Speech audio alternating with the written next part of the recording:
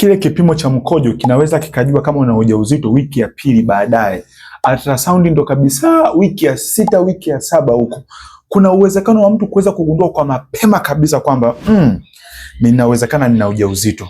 Ndiyo, inawezekana kabisa. Na nimekuletea dalili 7 ambazo mara nyingi unapoziona mara kwa mara zinatokea hizi, zinapokuwa zote au baadhi ya hizo, inawezekana kabisa una ujauzito. Mtu anapokuwa mjamzito, kuna baadhi ya homoni zinakuwa ziko nyingi, estrogen na progesterone. Lakini pia kuna homoni nyingine mpya zinaongezeka, HCG, ambayo hii ni homoni inayotolewa na mtoto. Sasa homoni zote hizi 3 waga zinaleta mabadiliko fulani ndani ya mwili, ambayo mabadiliko hayo unapokuwa unayaona, kuna uhakika kabisa una ujauzito.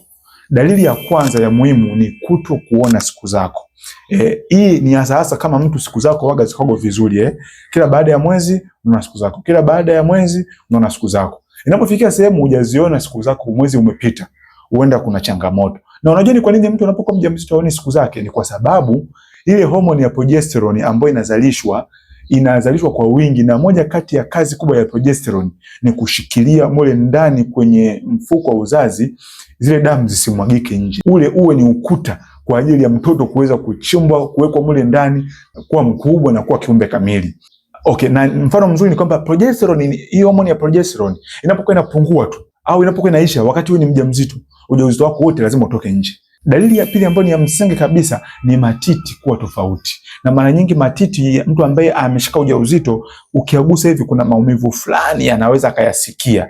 Au muda mwingine matiti yale yanakuwa makubwa kuliko kawaida ambavyo yeye amezoea yawe. Sasa hapa ni mpaka wewe unaangalia maziwa yako mara kwa mara. Au muda mwingine kile kichuchu kinakuwa cheusi zaidi kwa sababu ya homoni fulani ambayo inazalishwa, ambayo inasababisha ule weusi uzidi kuwa mwingi hapa, melanocyte stimulating hormone. Kitu cha 3, dalili ya 3 ni kuchoka na kujisikia kama vile hauna nguvu au kuwa mvivu. Sasa hii mara nyingi inasababishwa na homoni ya progesterone. Hii homoni mtu anapokuwa mjamzito, inapokuwa inazalishwa, ina mtindo fulani hivi, inafika kwenye akili, central nervous system, kwenye ubongo na mfumo wa fahamu, na kufanya unakuwa drowsy, unakuwa kama vile umelala fulani hivi, kama vile unakuwa unasinzia. Na mwisho wa siku wewe unaanza kujisikia kuchoka, unajisikia uvivu au jisikia kufanya kazi. Muda mwingine mtu anaamka asubuhi tu tayari ameshachoka. Si ni hatari?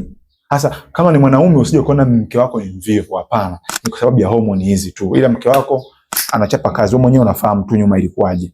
Lakini pia hizi homoni zinavyozidi kuongezeka ndani ya mwili zinafanya damu nyingi iweze kuja kwenye figo, iweze kuchujwa, na mwisho wa siku mtu anakuwa anakojoa mara kwa mara. Japo ujauzito pia unavyozidi kukua unakandamiza kibofu pia, lakini kwa mara ya kwanza hiyo inasababishwa na homoni mbalimbali ambazo zinafanya mtu anakuwa anakojoa mara kwa mara. Sasa namna ya kutofautisha hichi na UTI ni kwamba mtu anaweza kana UTI akawa anajisikia hivi pia, unaona, lakini namna kuweza kutofautisha ni kwamba yule UTI anakuwa pia anapokuwa anakojoa anasikia maumivu pia, na mkojo labda pia unakuwa una harufu fulani ambayo anakuwa hajaizoea.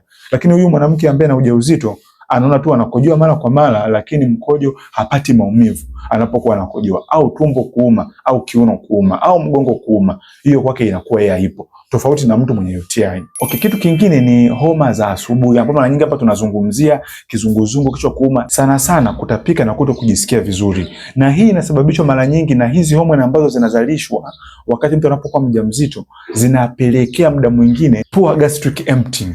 Tumbo lile linakuwa na chakula muda mrefu, halikitoi kile chakula. Mara nyingi na ile miungurumo ikiongezeka kwenye tumbo, mtu kile chakula kinakuwa kinafanyaje? Kinatoka nje kwa njia ya kutapika. Na mara nyingi inatokea asubuhi. Lakini haina maana kwamba hizi morning sickness, hizi homa za asubuhi zitatokea tu asubuhi, zinatokea pia wakati wowote. Japo mara nyingi huaga ni asubuhi pia. Mtu ajisikii vizuri, anajisikia vibaya, kizunguzungu, kutapika, yote inaweza ikakwambia kwamba wewe ndio una ujauzito hivi.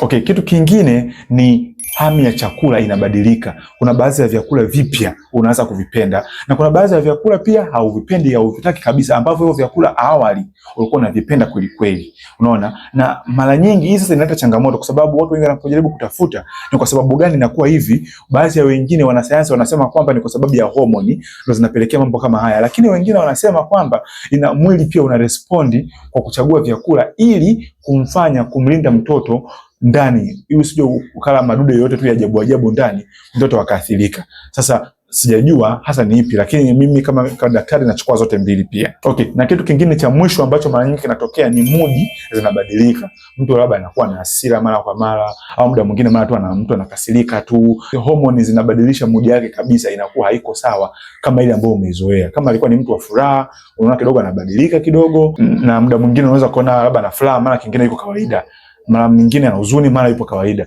Zile mudi zinakuwa zina swing upande huu, upande huu, upande huu, upande huu. Sasa nadhani hizo ndio kubwa ambazo mnazionaga mara kwa mara zinatokea kwa wajawazito wengi. Okay, pamoja na dalili hizo, kuna uwezekano mtu akawa na gonjwa fulani ambalo likawa lina dalili zote hizo.